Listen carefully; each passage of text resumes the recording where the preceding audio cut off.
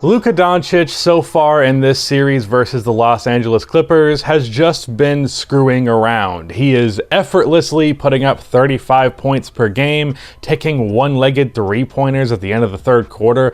Like, he is genuinely just playing playground basketball out there, and he does not respect this team whatsoever. In my video yesterday covering the Clippers end of things, I said I would talk about Luka Doncic and his greatness, and really, more importantly in this video, where he actually ranks in the NBA today, so that's what this video is going to be. With Luka tearing apart the Clippers defense in the way he is and looking like by far and away the best player in this series, many people have been asking the question, is Luka Doncic better than Kawhi Leonard? And of course, if we're getting into that conversation, we're really getting into, is Luka Doncic a top 5 player? Because I'd say a majority of people have Leonard at least at 5 in the NBA. So is Luka Doncic already a top 5 player in the league? And more specifically, is he better than Kawhi Leonard? Let's talk about it.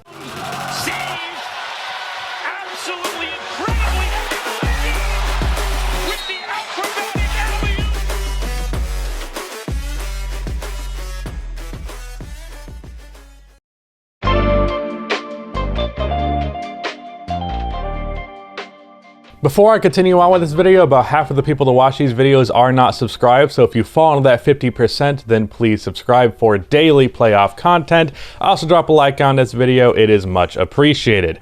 Also, I will just continue to do this till the end of time, but my second channel, I am doing post-game recaps for pretty much every major playoff game other than Jazz Grizzlies yesterday because I fell asleep around halftime, but my recap on pretty much every game is over there. It's been a lot of fun just talking playoff basketball in its purest form as the games roll in, so go subscribe to that channel. Okay, there is some serious potential for recency bias in this discussion, and that is something that is worth noting. Like, Kawhi has been playing fine in this series to his typical standard, and Luka Doncic has been playing ridiculous, and that can muddy the waters if we're just looking at it from these pure 2 games. However, to me, it's really feeling like these games have more so opened my eyes to something that was kind of obvious to begin with, rather than like it being just me purely looking at these last 2 games, if that makes sense. And I would hope that that's the experience for most people. And by the way, I don't mean obvious that Luka is better than Kawhi, because we'll have that conversation, just obvious that it is a conversation. The last time I made a top 50 list on the top 50 players in the NBA, though I do not like that list at all and would make multiple changes, my top 10 is relatively rock solid. And at number 8, I put Luka Doncic. I think it's rather clear that Luka is a top 10 player. I don't think you can argue there are 10 basketball players out there right now who are better than Luka Doncic. As for who I had above him, LeBron James, Kawhi Leonard, Giannis, Kevin Durant, Steph, Harden, and Anthony Davis. Among those guys, because of some new developments from this season, and that top 50 list was like 2 years ago, or a year and a half ago, somewhere in that ballpark, I would like to add Nikola Jokic to this conversation because I believe he's in that top 8 discussion as well. So right out of the gate, it's easy to just eliminate the players that I am certain are better than Luka Doncic. Like, zero hesitation, no questions asked. These players are better than Luka Doncic. LeBron James, Stephen Curry, oh shit, that's it. Yeah, that's the only name. So there you go. And yes, that is me saying that LeBron and Steph Curry are the 2 best players in the NBA. Don't at me. I will not hear an argument for LeBron being worse than Luka or Steph being worse than Luka. But after that, if you want to have a chat about who's better, I'm willing to listen. Like, if you say Luka's better than Steph, I'm not listening to that. But any other name after that, I'll hear you out. So that leaves Kevin Durant, James Harden, Giannis, Anthony Davis, Kawhi, and Jokic on the board as players potentially better than Luka.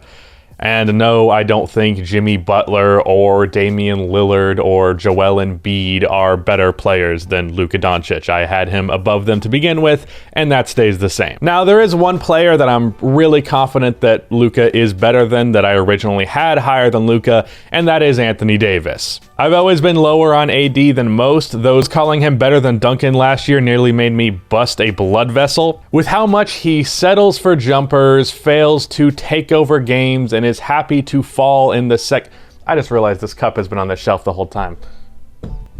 As much as he settles and is willing to fall into the second guy role, I just don't see a world where he is better than Luka, even with the defensive impact that he brings. He has never had as much impact on an individual team's success as Luka does right now for the Dallas Mavericks, in my opinion. I can't rank somebody who is in that secondary role and to me is pretty much just a scorer offensively and not the worst playmaker, but nothing else outside of that. And then a very good defensive player, but I would just say the playmaking difference and the scoring difference and the leadership difference and the taking over games difference, the being the engine of an elite offense, an offense that last year was the best of all time, I'm going to pick Luka. Sorry. After Anthony Davis, though, pretty much every name here I think is pretty much neck and neck with Luka. I've said before that I think after like the top of the top, the best players in the NBA in like the top 10, like after like the top 2 really, it's kind of up in the air to me. Now, back when I did my top 50, I had Kawhi Leonard as the best player in the NBA. I did just say that my top 10 is pretty rock solid. I would drop Kawhi a couple of spots.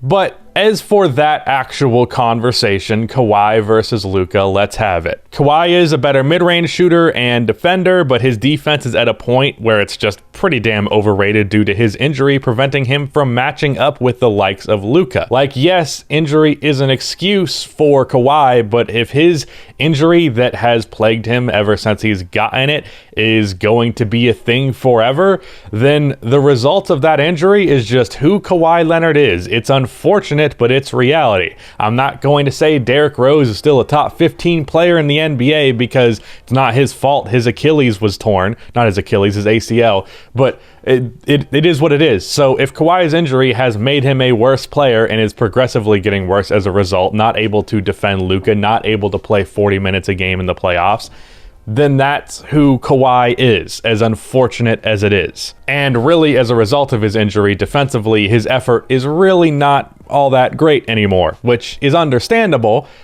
but it's a downgrade. And then, of course, Luka is, I'd say, a better three-point shooter, though it's not by a big difference, to be sure. Kawhi has always had a pretty low three-point frequency, though he's had a relatively efficient shooting seasons. Luka this year has been relatively efficient from 3 on very high volume, so I'm just going to say he's a better three-point shooter. And of course, he is pretty much a generational playmaker, and Kawhi is just recently getting to above average on that end as a playmaker. So yeah, Luka wins that part of it. But as for actually who's better, I mean, Kawhi at his best is not lost on my memory. I remember what he did in 2019. He averaged 30 points per game on great efficiency in the playoffs, hit game winners, was just fucking awesome. So it's hard for me to just say, hey, Kawhi is not as good as Luka anymore when I saw him at that level. But I think it's a conversation. KD is a better scorer because, well, he's unquestionably a better scorer than all but like maybe 10 players max. Defensively, KD has a better ceiling, but his effort is inconsistent post his injury. Luka has been much better defensively this year.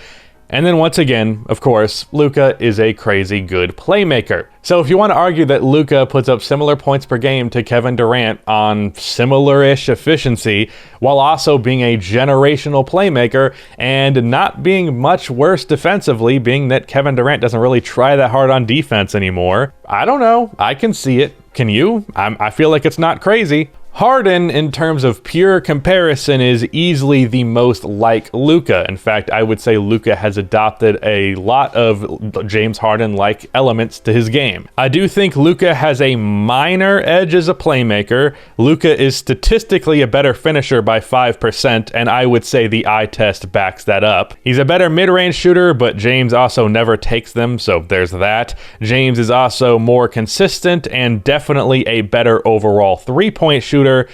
So to me, it's pretty neck and neck in terms of their talent. Again, I can see it. And actually, another part of my eventual top 50 that I'm probably going to be redoing, I honestly might, when I watch the Nets, I'm coming to the conclusion that James Harden is better than Kevin Durant. And I don't know if I'm crazy for feeling that way, but like every time I watch them play, James Harden just plays better. So I don't know. Right now, I have a whole lot of question marks with where I'm ranking players as a result of recent events in the NBA, and I'm just trying to figure out if I'm crazy or if there are other people that see where I'm coming from here. Giannis is a generational team defensive talent and not a bad one-on-one defender, an unstoppable paint scorer against all but like 5 teams in the league. But those limitations also make it much easier to slow him down than it would be to slow down the likes of Luka Doncic, then the playmaking thing. So yeah, Giannis is a centuries, universe better defensive player. I don't know why I just went from time and distance for comparison, but whatever, you get it. He is a much, much, much better defensive player, but he's also not a generational playmaking talent, also not nearly as good of a three-point shooter, and like, once again, similar points per game on similar efficiency, better playmaker, but defense, there's a huge gap. So I don't know. Jokic, though, is the most interesting comparison here, because to me, is Jokic not just like a center version of Luka Doncic? Like, instead of step back threes, he posts up? Like, is that not a fair comparison? And actually, Jokic doing what he does as a center is still a heliocentric type of offense. However, it's also one that is less negative. Like, it doesn't have the downgrades of a heliocentric offense. Thinking Basketball did a great video on Jokic and how him not being a big-time ball handler and being more of a post scorer and just passing pretty much as soon as he gets the ball half of the time has resulted in the easier ways of defending a heliocentric offense not actually being like good. They're not actually working. Now, it's not as though the negatives of being that type of offensive player have hindered Luka. It's not as though him being a big-time ball handler and really dribbling all the time has resulted in him not being as effective, but it is something that can be exploited. We just have yet to see it to be exploited. That being said, perimeter shot creation in the NBA is also more valuable than shot creation out of big men, and in terms of just their own shooting, not passing. So there could be a case to be made there. Also, it's worth mentioning that we haven't seen Luka get messed up in the playoffs by being a big-time ball handler, but it's also only been him against the Clippers in the playoffs, so maybe that's just because the Clippers are dog ass. Ultimately, I cannot really choose one way or the other in these conversations. If you think Luka is better than these guys, I kind of see it. If you think these guys are better than Luka, I also see that. And maybe I'm just coming to the conclusion out of this series and just watching the difference between the type of offensive player Luka is versus the type of offensive player Kawhi is, and coming to the conclusion that Kawhi is probably overrated. And this is coming from me, the guy who had Kawhi Leonard number 1 in his top 50 list. So needless to say, I'm pretty damn high on the guy typically, but as I'm watching this series, I'm just like, this type of player Luka is just, it might just be better. Like, I don't know.